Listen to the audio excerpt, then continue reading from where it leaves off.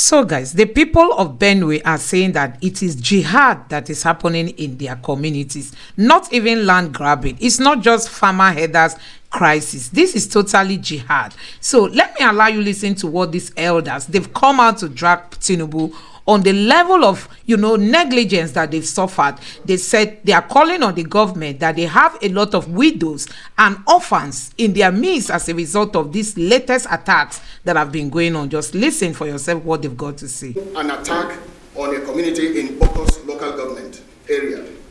It was an attack on Kambarpeli of Tangor district. That day, 17 people were killed and many homes were burnt. The following day, when the local government area was trying to get itself around the situation, that evening, the 24th of December, 2023, and you will recall that that was a Christmas Eve, many other parts of the local government area began blaring calls of distress.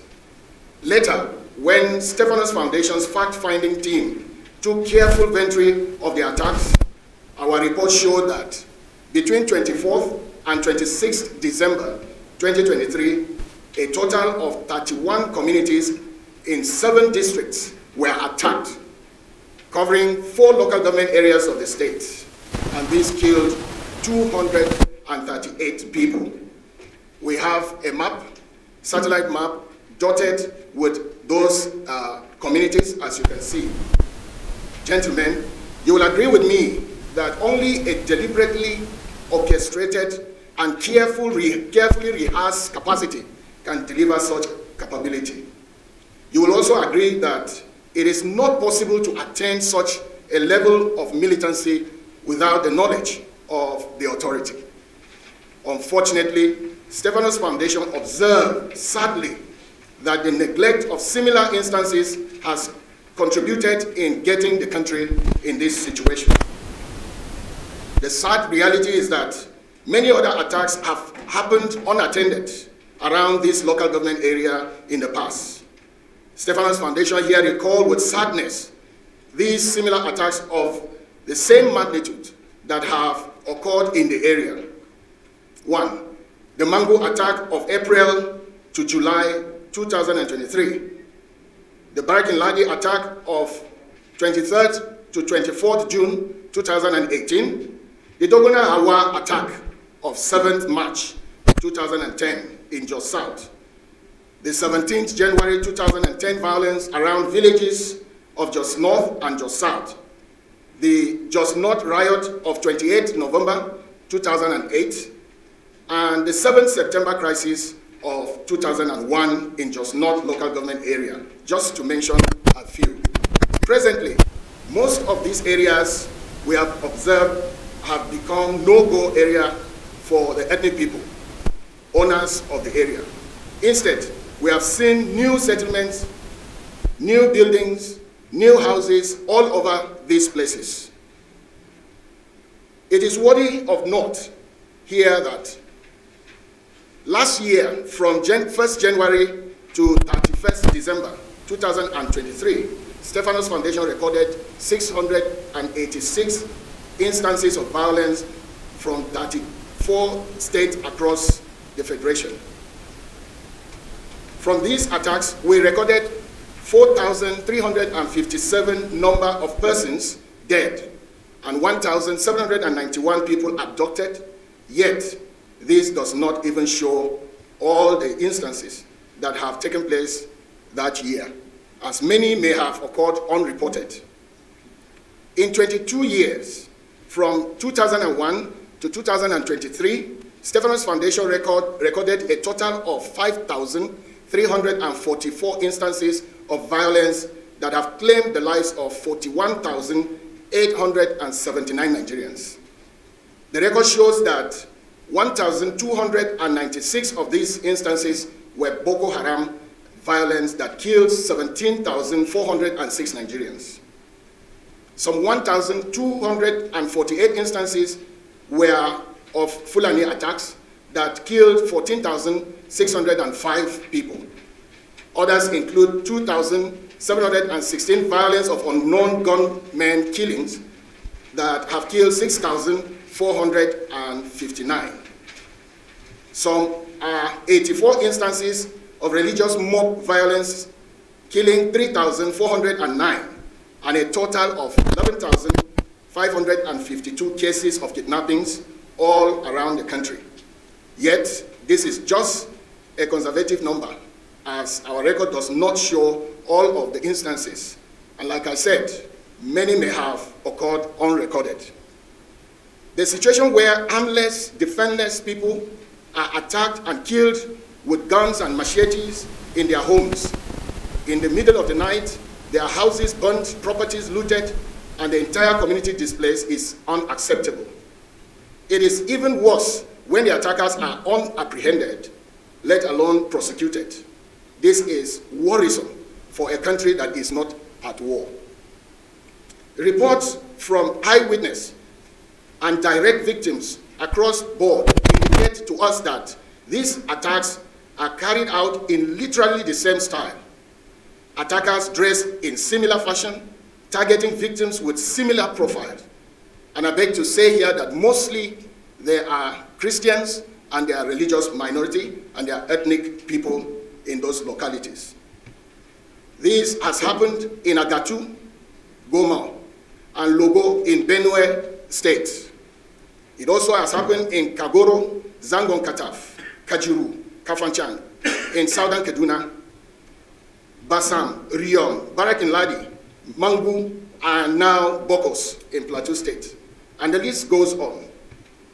It is with renewed hope that Nigerians heard President Bola Ahmed Tinubu said in his inaugural speech that security would be given top priority during his tenure. At that time, it was Mangu local government area under attack.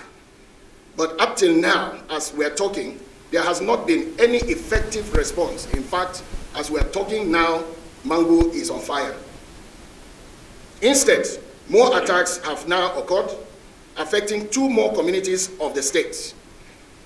Plateau's citizens have again had Mr. President instructing some security chiefs to move to the state and to ensure that perpetrators of these attacks are fished out.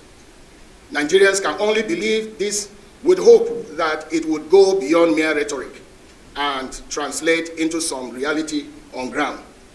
Stephanos Foundation is here to paint these realities of the situation to the entire world. The Plateau situation calls for an urgent action. We are here for you to listen to these people themselves. They are now in camps with their need for food, medicine, clothes, and shelter. We are calling on all humanitarian agencies and the general public to visit the survivors and assist in every way possible. Thank you very much, and long live Federal Republic of Nigeria. Gentlemen. I am the Public Relations Officer of the Bokkos Cultural Development Council. Stephanos Foundation, ladies and gentlemen of the press, allow me to lean on the already established protocol. With heavy heart and grief, I am presenting a brief press release by Bokkos Cultural Development Council, Bokkos Local Government, Plateau State, on the persistent genocide, ethnic cleansing, kidnapping, and land grabbing, and existential threat to its people by Fulani terrorists and their collaborators.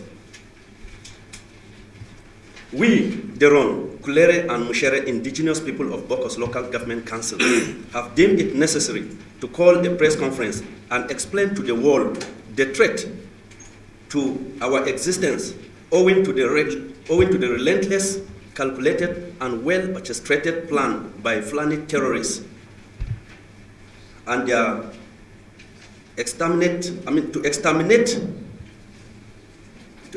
us and take over our land. Historical background. We, the above listed chiefdoms, are the Ochotons of Bokkos Local Government Area of Plateau State, Nigeria. We are predominantly farmers, that is crop farmers and livestock, who have existed with people from all parts of Plateau and Nigeria. The rise of terror, impunity, and violence against the Bokkos people. Unfortunately, This wonderful brotherhood ruptured when the Fulani settlers began to invite and collaborate with their tribesmen from various parts of Africa who migrated annually to graze for pasture on a roving basis. These strange and often hostile and violent Fulani came bearing all sorts of arms and dangerous weapons with a motive to cause chaos. The unleashment of terror attacks and genocide on the natives of Bokkos. We, the Ochotons of Bokkos, are not unaware that Nigeria is a heterogeneous nation of over 450 Ochotons. In the last decade, we, the native of Bokkos, have faced tremendous and systematic dislodgement from our ancestral homes through well-orchestrated and organized genocidal attacks meted on us by the Fulani terrorists and their internal and external collaborators. In July 2016, our first-class paramount chief was murdered by the Fulanis. Thereafter, 3 district heads were also gruesomely murdered on the 12th April 2016, 20th May 2016, and 27 June 2023, respectively. These ugly scenarios have been consistent, isolated killings, kidnappings, rape, and other heinous crimes. The recent attack of 23rd to 26th of December 2023 was the worst hit, resulting in the simultaneous attack of 24 villages through a well-coordinated and premeditated plan by the Fulani terrorists and their hired mercenaries from Nasarawa State and other neighboring states, leaving us with a colossal loss and damages as follows. Number of people killed, 200. Number of people injured and are still in the hospital, 88. Missing persons, 4. IDPs, 19,000. Houses burned, 1,127. Vehicles burned, 81. Motorcycles burned, 187. Water pumps for dry season irrigation burned, 267. And churches burned, 8. The way forward and our prayers. 1. Care for IDPs. 2. Immediate rehabilitation and resettlement of the IDPs back to their ancestral homes. 3. Adequate compensation to victims and survivors of the attack. 4. Proper and diligent investigation and prosecution of the roaming killers and mercenaries. 5. Stop to wanton arrest of innocent indigenous youths. 6. Purge of compromised security personnel. 7. Establishment of the North Central Development Commission. 8. Immediate eviction of Fulani terrorists from our illegally occupied ancestral mountains, indigenous lands, and mining sites. 9. Recovery of all our illegally occupied lands and homes. I've taken that. 10. Establishment of a mobile police barracks. And 11. The ban on open grazing. Conclusion.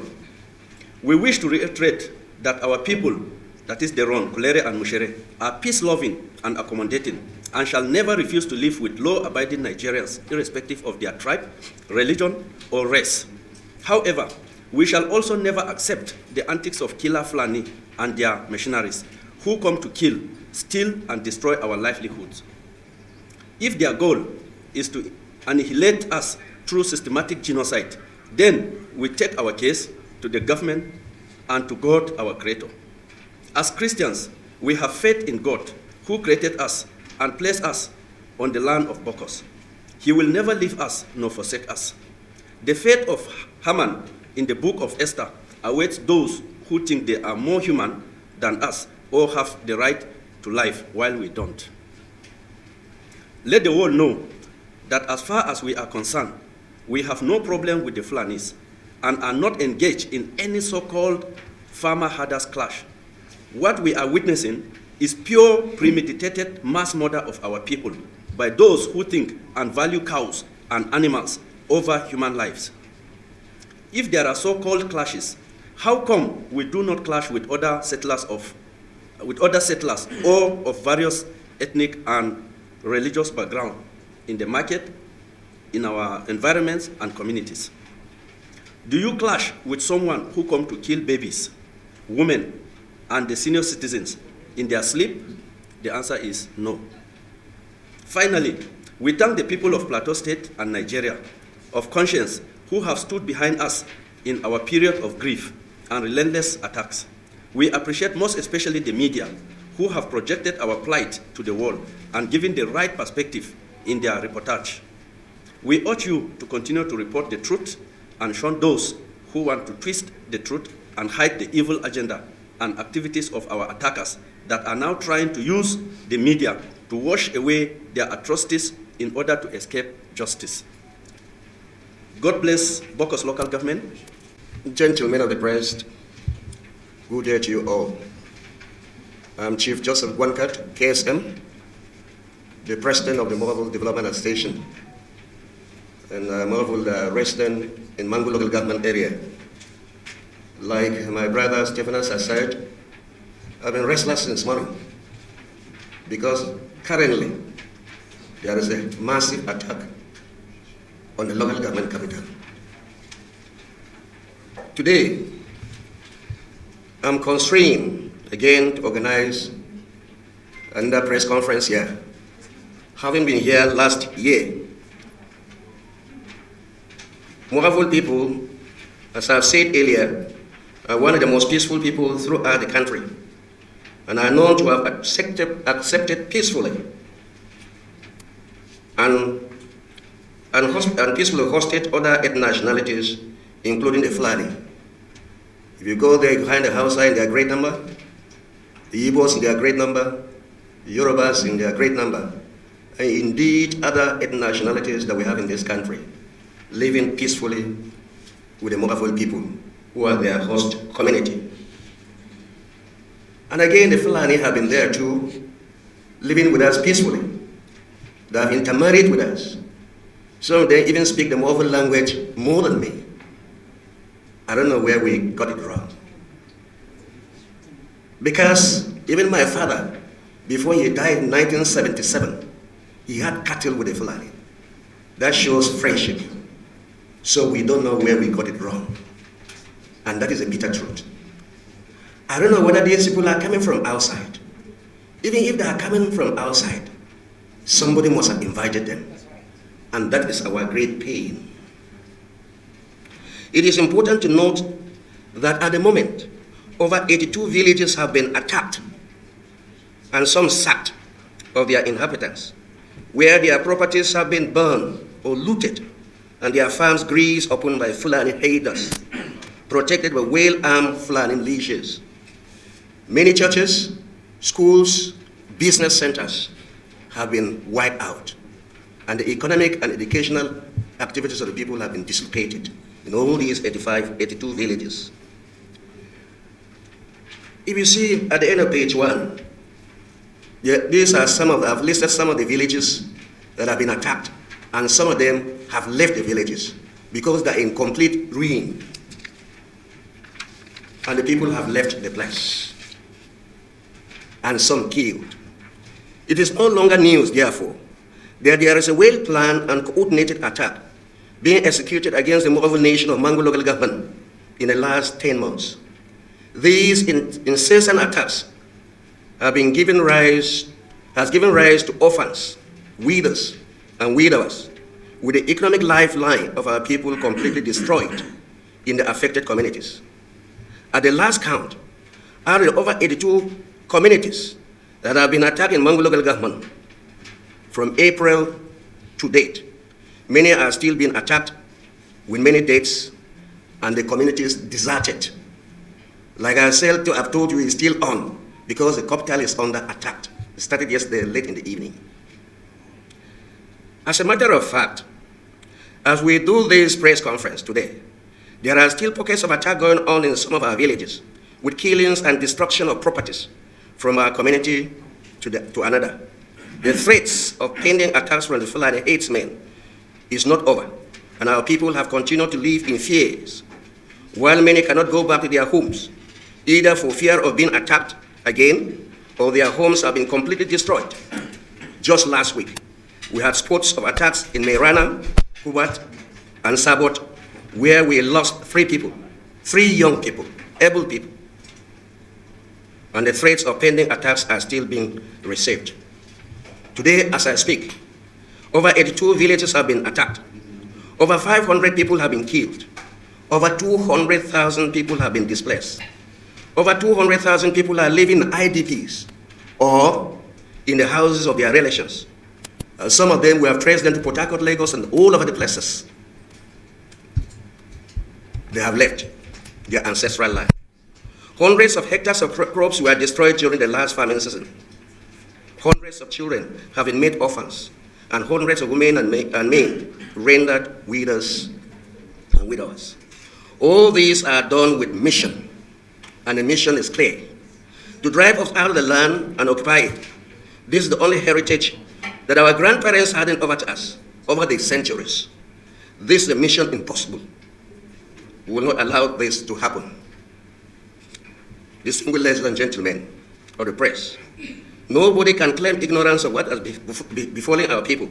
As such, our people are prone to lack of food, clothing, shelter, medication, and above all, security. The return to our ancestral land is not negotiable. We therefore pray that immediate resettlement of these people, so that they will also exist as a people in Nigeria. They are also Nigerians. A special education program for the children who are no more in school as a result of the crisis. These are the future of tomorrow. Food, shelter, clothing for the displaced people. Trauma healing, because these people are really traumatized, hard-working people, and they have become beggars, living on charity. In conclusion, we have never left our ancestral land in pursuit of any perceived enemies to attack and kill them, but enemies of the state have mobilized themselves, we believe, at regional, national, and subnational levels to attack us. We urge our people to remain firm and unshakable in the defense of their ancestral land. And we will do so with the last drop of our blood. Thank you all, and remain blessed. Holding this conference. My name is Gyang Dudu Daliop. I am the president worldwide of Berom Educational and Cultural Organization, also known as BECU, the leading organization in Berom land, covering Jos North, Riom, Jos South, and Barkiladi local government areas.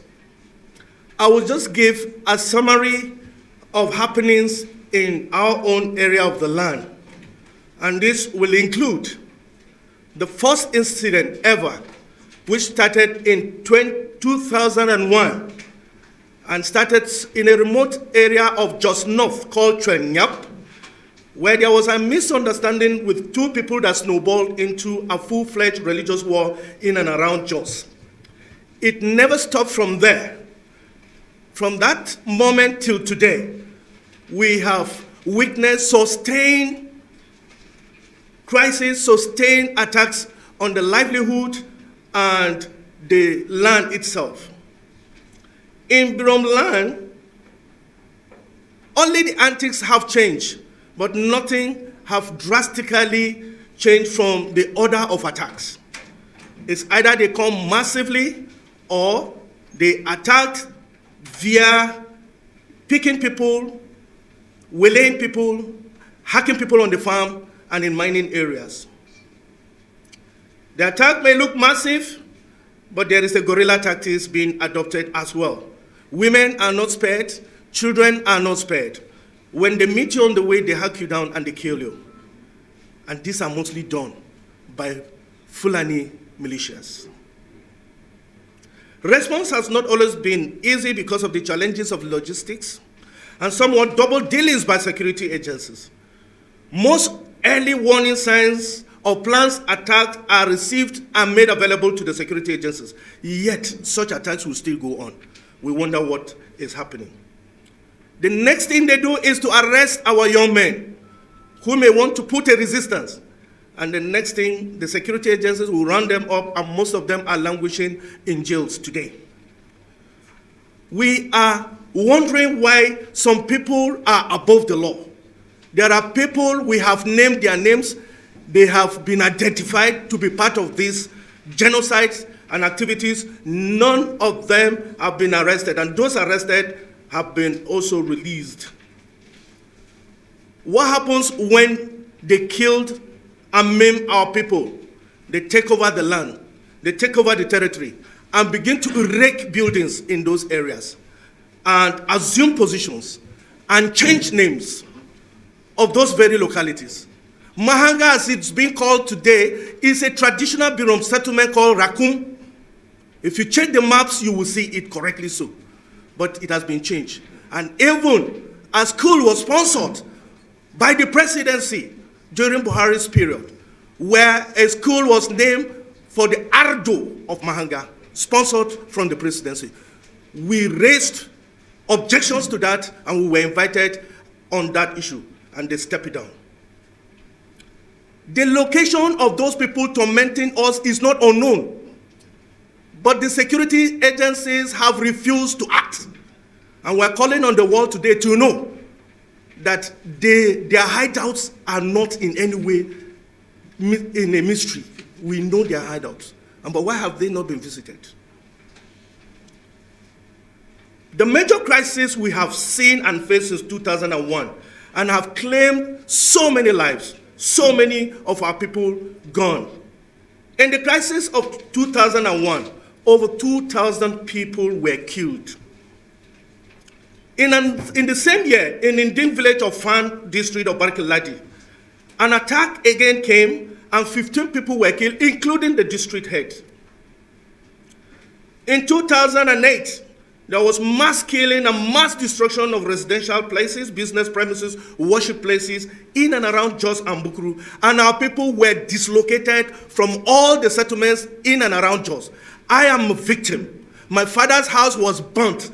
Everything that has to do with our historical documents and very sensitive materials were burnt in that crisis. That house is still in ruins in Chonyap of Jos North. Churches have not been spared. And you will recall that in 2012, July to be precise, we lost a high-profile senator and a member of the Plateau State House of Assembly, Senator Gang Danton and Honorable Gang Fulani. These two individuals went for a burial and received an attack. They were chased until they lost their lives. These two high-profile persons are Berom people, and they were all killed. We woke up in 2010 in Dogon Nahawa. The traditional name is Gembruk. It's in Barkin-Ladi local government. We woke up that morning and 300 people were slaughtered, killed, women, children. The tomb is there. If you have spare time and come to Jos, we will take you to the mass grave of 300 living souls who were killed. More of these activities continued. In 2010 again, 12 people were killed in Bay. Bay is in Riom local government. Between 2011 to 2014, over 80 people, including women and children, were massacred in an area called Jaw in Riom local government. 2014, over 37 people, mostly women and children, were massacred in Bachi district, despite the presence of security. On the 23rd of June 2018, over 200 people were massacred in Gashis, if you remember the story of the imam who saved some people. In spite of that, over 200 people were killed within the same incident. 11 June 2023, 19 people were killed in Riom, mostly at their mining camps and mining sites. August 2023, before the incidents of December 2023, 21 persons were killed in Hepang and Weren and Kui. young gallant men were slaughtered overnight. I will not forget 12 people who were killed in Tanjol and Tare village of Jol in Riom local government. We have a countless list.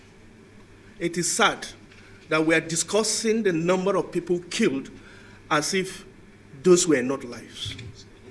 Basically, this challenge started like a religious one, and it changed to the political. It gave itself a political coloration. At some point, you will think it is farmers and herders clashing. But eventually, from the connection of the various localities within the plateau, you will know that the mission is beyond politics, religion, or herders clashes.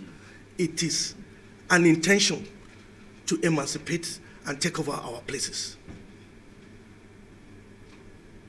We are not unaware of the rights of by Magban and their co-host, trying to twist facts, trying to change the narratives. But I don't blame them. I blame the government. Let them interrogate. We have made claims. Let them come and interrogate us. We will take them to where these incidences happen. They are free to do the same, and not to lay frivolous claims and trying to confuse the world by changing the narratives. We are the victims, and we remain the victims until justice is done to us. We have people in IDPs till tomorrow, women and children, who have forgotten that they ever existed in any form of a territory. Our ancestral lands have been taken over, and these people are happy somewhere, feeling they have done something and they have taken over. This is like a conquest in the 21st century. And we are living in a country that is sovereign. We have surrendered our sovereignty to Nigeria, and this is the way Nigeria is treating us. I call on the international community to come, listen to our plight, and speak out, and talk to our president, President Bola Ahmed Tinubu, to raise up a strong body that will check and stop this menace among our people. We are Nigerians. We don't have anywhere besides this place that God has given us. We don't have any country. We don't have any link to anybody anywhere outside this country, and we remain Nigerians, and we remain people of Plateau State, and we are not leaving, and we are not surrendering any piece of our land for anybody, no matter the torment. Thank you, and God bless you. The Plateau Initiative for Development and Advancement of the Natives, PIDAN, the umbrella body of all the 56 autonomous communities of Plateau State, once again reiterate our condemnation in strongest terms of the systematic attacks and killings of our law-abiding, peaceful, and accommodating citizens by any group or persons by whatever name and reasons. PIDAN is greatly concerned about misconception, perceptions, and misinformation by these attackers. The resumed, dastardly well-coordinated genocide has gone on for about 3 decades, despite our accommodative and peaceful nature. We wonder why we have faced so much hostility by some people, while the Igbos, Yorubas, and the South have lived in peace with us without laying claim to any part of the state. People must learn to obey the culture of their host communities. Plateau people don't go to any state, to anywhere in the world to claim ownership of the place. Instead, they integrate and live peacefully with their host communities, participating in their activities peacefully. And we see no reason why others would like to claim our place. Plateau State, which has become a home to all ethnic nationalities across Nigeria, has suffered abuses and envy because of the rich mineral deposits which God has blessed us with. That is one of the major reasons that we have discovered, because Plateau State is blessed with rich mineral deposits. And most of the recent attacks can be seen to have been planned for a long time because of some of these blessings that God has endowed us with. And we frown at that. Our prayers, as enumerated by my compatriots, my brothers from the different communities that are recently facing the attacks. 1, we demand justice, fairness, and equity in handling of all cases of attacks in our communities. Yes, some of the community leaders that have presented their cases here are not the entire plateau, because there are some of the communities that have suffered such attacks. like the Uruguay, which is just a stone throw from the military outpost. Yet for weeks, killings were going on. There was no response. But when there was an incident of people who claimed that they were on their way to Ondo, and what took them through Bassa, we don't know. Within less than 6 hours, the military, the security agency, both state and national, were there. And so that is why we say justice must be done to respond, quick response to our people, because there seems to be selective justice for the plateau man. And also, we discovered that there are places, like mentioned by one of my community leaders from the state, that these security men know are being occupied by these bandits, killers, yet nothing has been done about for some years gone past. In fact, one of the communities that was not mentioned by any of them is the Atakal in Berom local government. It has completely been wrecked. Nobody is staying there. And the security are aware of this. And so it gives us a lot of worry that there has been no justice to our people in the state. We call on the federal government to strengthen the security architecture in the frontline communities. We call on the federal and state governments to return all internally displaced persons to their ancestral land with adequate security to prevent the looming food crisis because of these attacks. Plateau State is not just home of peace and tourism, but it is also the food basket of Nigeria. And I mean the food basket of Nigeria. Go to Bokkos, where my brothers have just expressed their grief, and Mangu. These are two local government areas that part of the food of Nigeria, most are coming from potatoes, rice, maize, guinea corn, and so many other foodstuffs. And so this is something that should draw the attention of whoever is in power. We call on security agencies to monitor people with unguarded utterances and bring them to order. You know, there are people that make comments, and I'm surprised that in the same country, you are listening to these people even laying claim that they came to Plateau State, like the Magban chairman in Plateau State. I think this man should be monitored and should be called to order. And the last year, he came out and said they came to Plateau State before the Beroms and Moavul, and the security had him, and nothing was done to this man. Most of them making unguarded utterances are walking free in the street. And we wonder whether we're in the same country with these people. But if this type of utterances are uttered by our people, in fact, give them 6 hours, 2 hours, they will call them, they will arrest them. The government should ensure the implementation of white paper reports of Judiciary Commission. Let me tell you, when we talk of the 20, it stems back to as far as 1994, when there was a very serious crisis in Plateau State. Because of our accommodative nature, people have taken advantage of our peaceful conduct to claim ownership of especially Jos North. And a Judiciary Commission was set, chaired by Nikki Toby. And it came out very clearly to say that Jos North is owned by Berom, Afisere, and Ananakuta. But some people, up till date, as I'm speaking, still lay claim to Jos North, just because they have stayed in Jos North for a long time. And government is aware of this.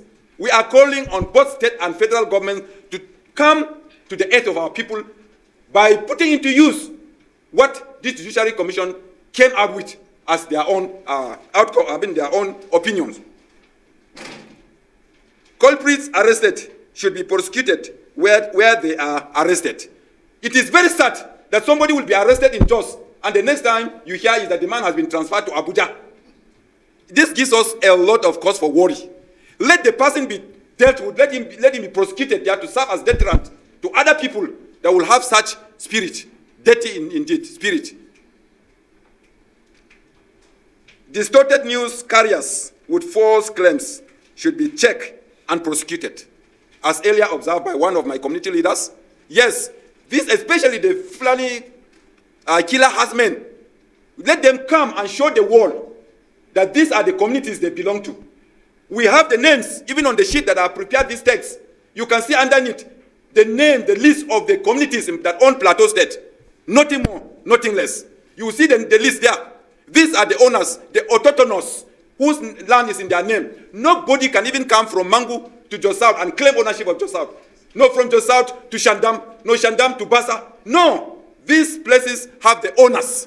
And I can imagine that somebody is coming from a far place that you accommodate as he's trying to claim ownership. when the Fulanis last year said there are about 7 communities were attacked in Bokkos. What communities do they have?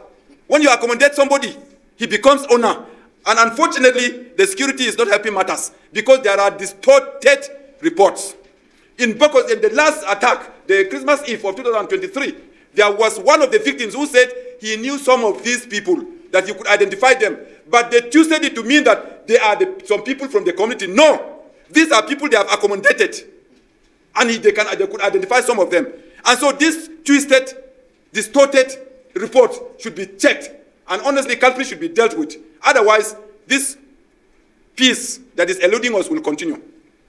Finally, we want to put on record the wonderful work of Stephanos. That they come out with facts.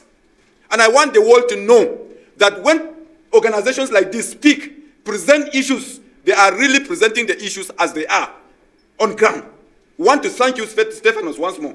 And the press, those of you who have always conveyed our feelings, our grace, we say thank you. I have received calls because I coordinate all these communities in the state. I receive reports every day, every moment. Even as we were sitting here, we were receiving reports. That's why we can tell you confidently that Mangu is currently under attack. And so we want to thank you very sincerely. Once more, Stephanos, thank you, and God bless you. Over the years, Stephanos has existed in this situation for over 20 years. We have observed that somehow our differences have been exploited. Starting from our religious differences. In 2001, as you heard the Berom people said, that was when these ugly events started. A situation where a young girl coming from work to go and have lunch, and because she was trying to find a path on a major road that was supposed to be a motorway, but because it has been taken on by Muslims for prayer, she was stopped for hours, awaiting when they will complete their prayers before she would go home. But when she tried to manage and get home from somehow, they followed her to the house and they hacked her and beat her and burned the house, together with her father and everybody that is there. This was the beginning in 2001, and this was what started. Before the elders of the community could understand what it was, there were militants jumping fences and shouting Allah Akbar and shouting, let's claim our land. That was a very serious issue. We as an organization, we recorded over 142 victims that were killed. I remember we presented a report to Nikki Toby. That's the report that you heard that was not, the findings were not, they were neglected. So Stephanos always print reports. We also print books that we make public. We have printed a book that is titled Religious Intolerance, a Threat to Nigeria's Unity. We circulated that. And in 2010, we started filing this report that is titled Killings in North and Central Nigeria, a threat to ethno-religious freedom and democracy. So if you hear what the Berom and all these tribal groups are saying, what we are seeing is a denial of every right. You see the local people who have accommodated settlers over the years, you see them being intimidated, and you see them continuously being attacked for no reason. And settlers, they neglect the structure, the legal structures that should bring about peace in the land, and they go about building houses anywhere. The moment you try to raise issues as a leader, they raise Allah Akbar and you become dead. That's how they have recorded most of their leaders killed. So this situation that has happened has been seen by local Nigerians as a jihad. Because many recall that similar thing happened over 200 years, and it happened similarly. And because from that these are Fulani. You see, one thing with Fulani people, they don't hide. The association of the Fulani, called Magban, comes out to lay claim of carrying out this attack. And they even give you reasons why they do it. Yes, they justify it. What bothers us is we're living in a country where you go to authority, constituted authority, to give you justice. But the event where Fulani themselves or their group and leadership will take the law into their hands and begin claiming responsibility for this kind of attack, and yet they are not checked, is what bothers us. Our people have been patient, and they will continue to be patient. We are hoping that the authority will come to its senses and begin to address this kind of thing. It is no news. Even this one that is happening today in Mangu, it was Fulani people that stopped a wonderful man on a motorbike and gave him a thorough beating. Why did they do that? So when they perceive offense or they think that there is an offense done to them and they take the law into their hands, what do you expect the locals to do? So it is not news that it's Fulani that are doing this. And they come, you get a response from the Sultan of Sokoto. And anything that is happening in Plateau State, the Sultan will respond. And highly respected clerics like Sheikh Gumi will come out and say Christians will continue to be killed until there are hospitals for the bandits. What is that? And we live in this kind of society with people like that. How more can we tolerate it? And this is a frustration. Even we who are trying to get the locals to be law-abiding are frustrated.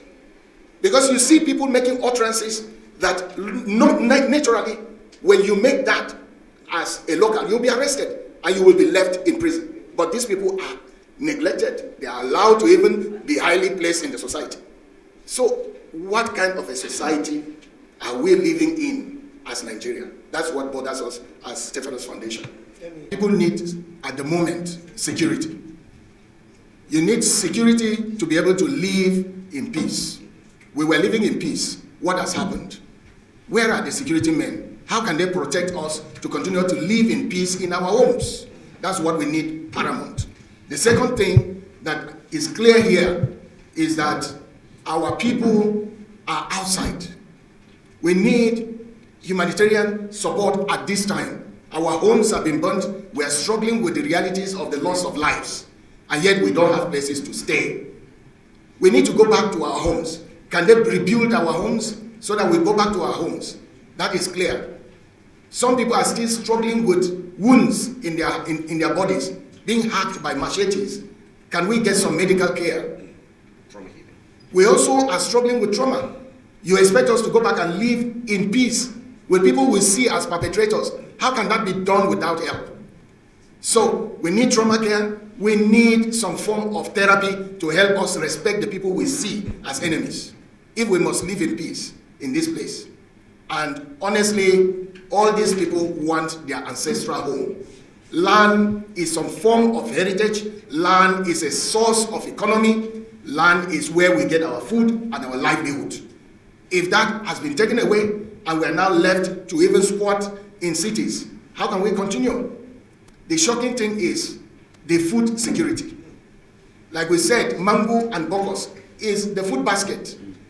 If we are not allowing and enabling these people to go back, there will be a lot of shortage of food in Nigeria in time to come. At the moment, people are even struggling with the cost of food stuff. What will it be next year? So, in summary, I think I've answered your question. These are matchstick, straight to point points of demand and request. Thank you very much. The first question, don't you think people should secure themselves? I hope we know that defense is a right. And if you fail to defend yourself, you have also failed in your duty. So, it is a right.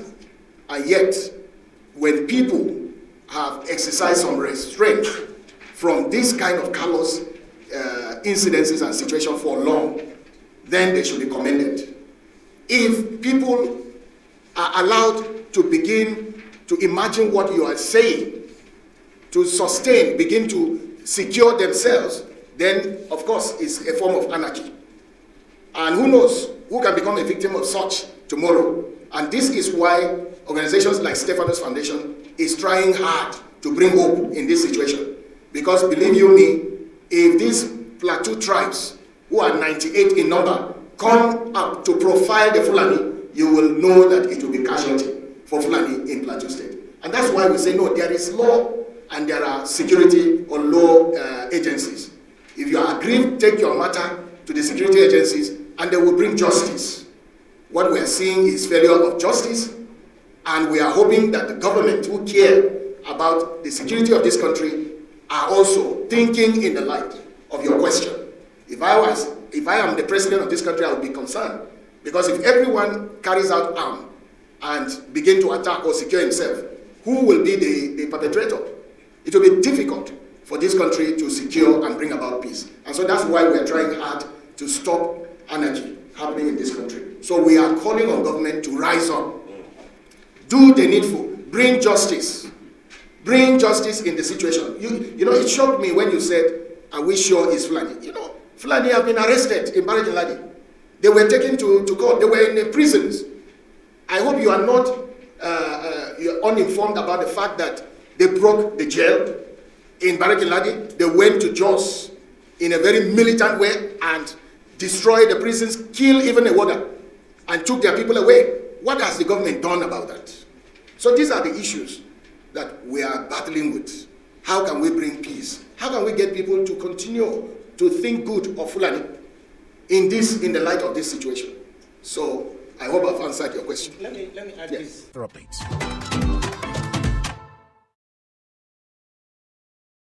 So guys, the level of insensitivity, you know, among our leaders is even the worrying part of all this, because we don't have leaders that try to understand the state of things. You know, many people are detached from what these people are going through, and that is why the government has not even taken any drastic step in, you know, resolving this issue. You can imagine that the president of the nation is currently not in Nigeria. He has gone to France, while Nigerians are suffering at the hands of these people.